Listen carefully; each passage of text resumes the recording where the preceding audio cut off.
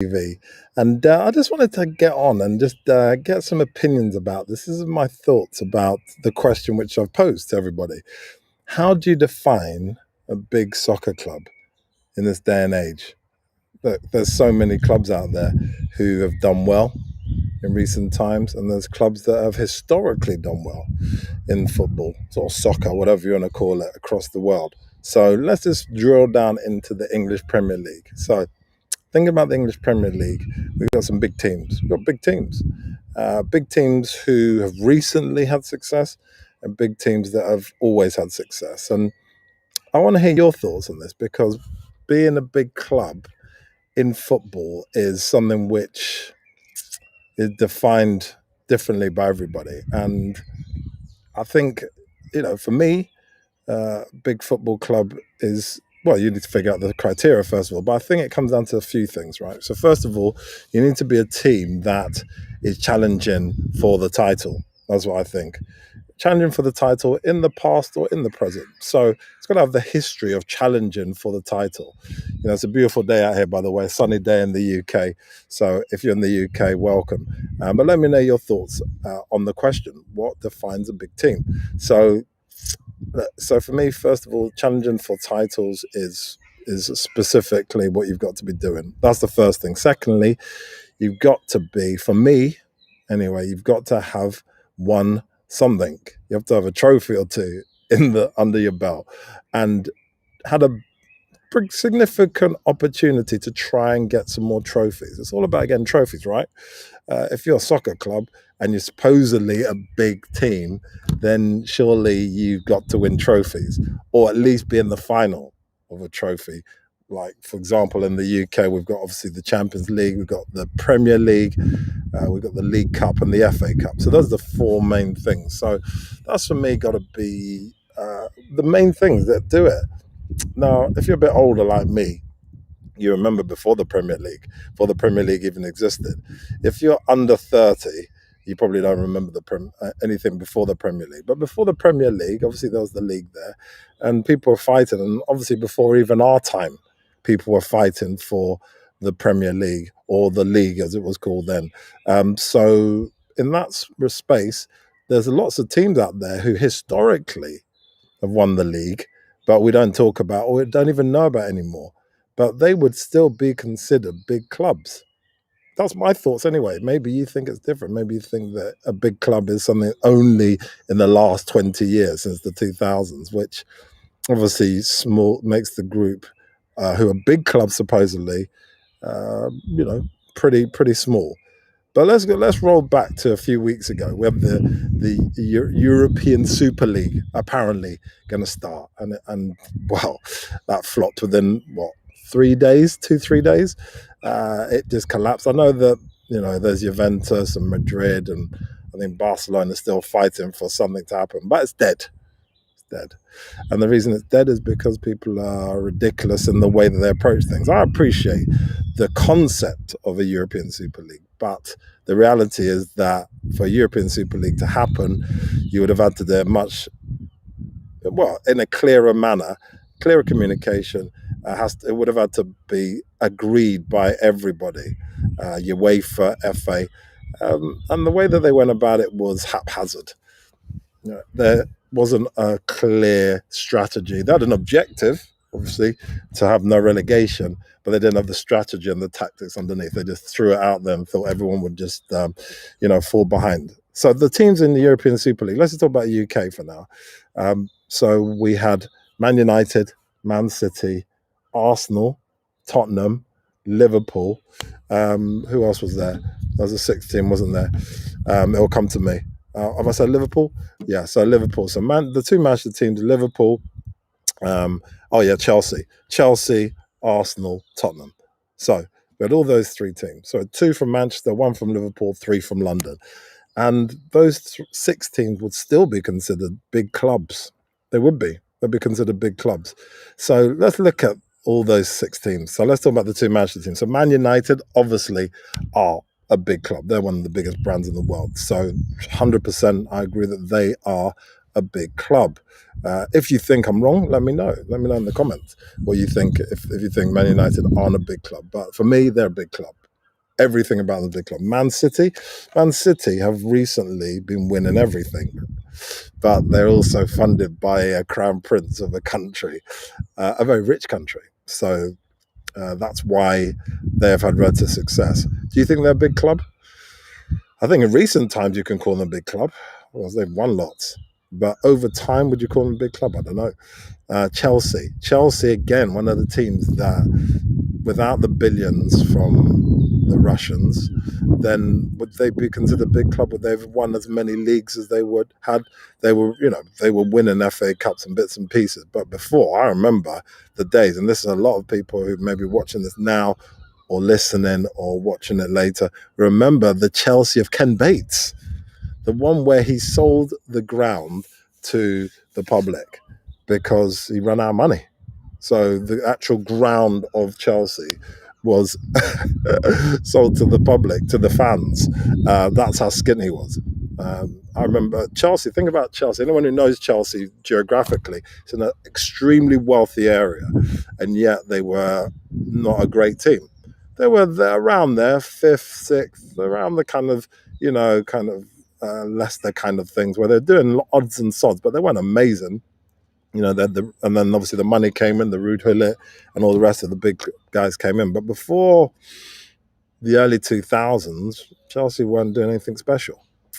So, but they won some leagues before, and I'll go through the leagues that everyone's won in a bit. So that's Chelsea. To Arsenal, long history, got bought. We all know the history. If you don't know, Arsenal were a team that were based in southeast London. They were bought by a guy called Herbert Chapman back in the day, turn of the century, the 1900s, and he moved them to North London. Obviously, that's why Tottenham call Arsenal the southeast team. But Arsenal got moved by a rich guy, so rich guys always make the difference.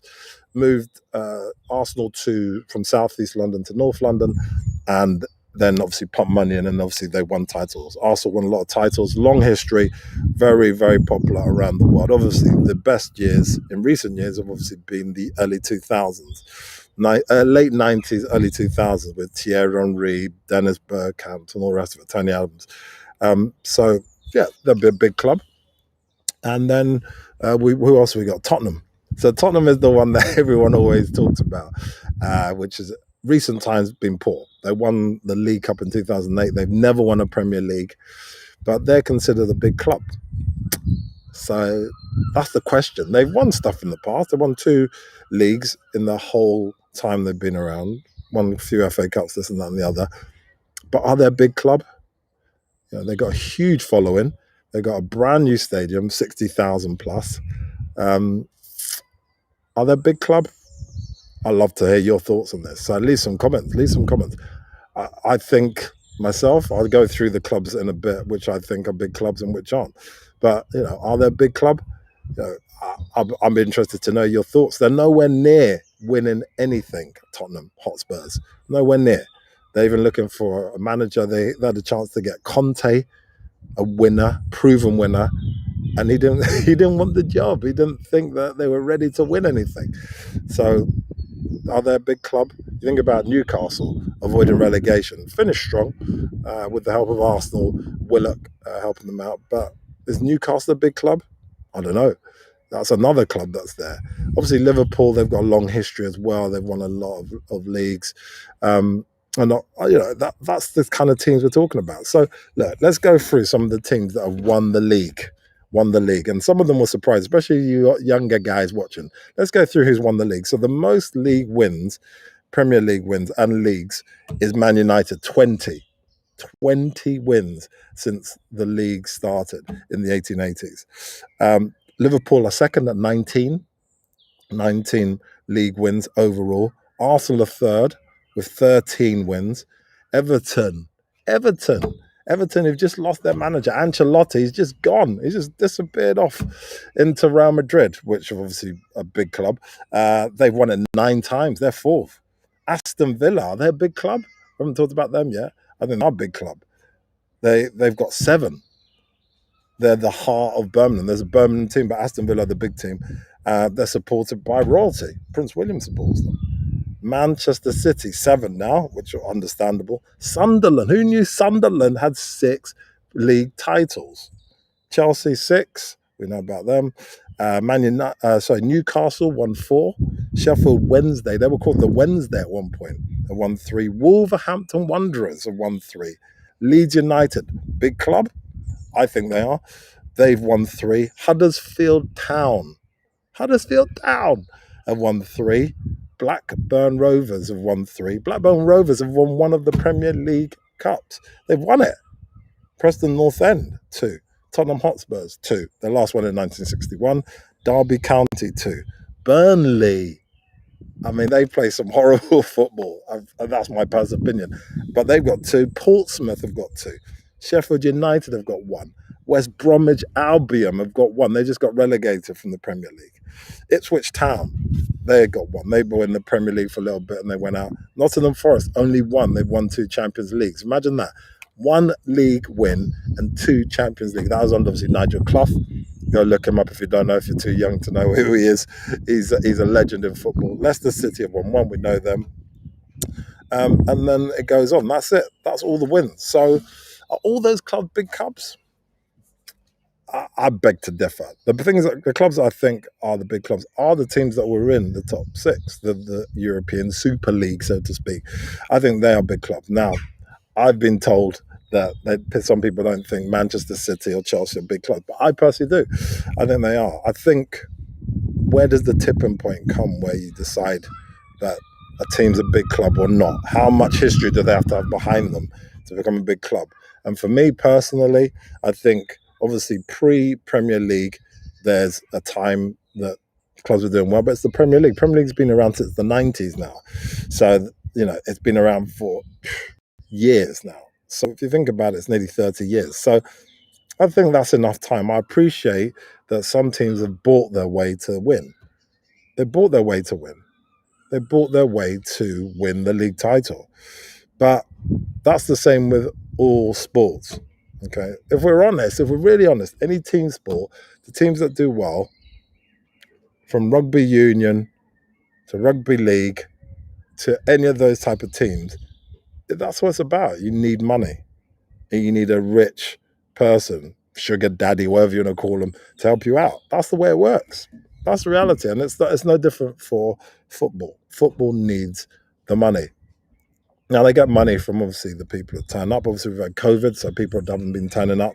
So they've been making money in the stadiums. But they need money from people turning up. They need money from sponsorships. They need money from the TV deals. They need money from the owners, because this day and age, it's silly prices for a player.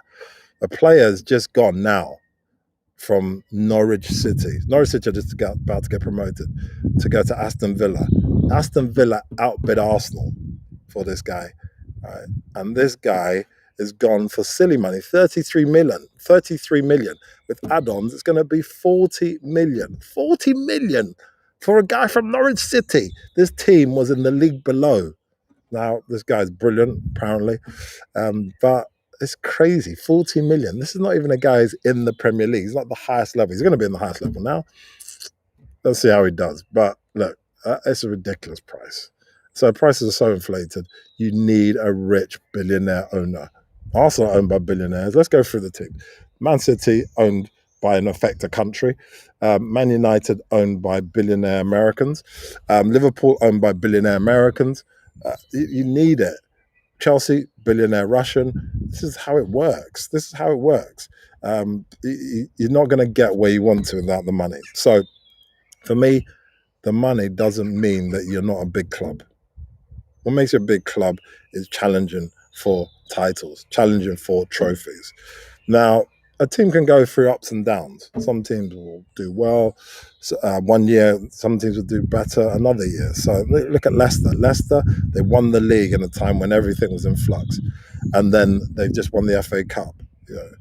They beat the team that won the Champions League, beating the team that won the league. This is how it works. It's very bizarre, but this is how it works. So I have no problem with a team with money having success and being called a big club. So who's I think are big clubs at the moment? So I think Aston Villa, they've got the history, they're a big club. Newcastle have got the history, they're a big club.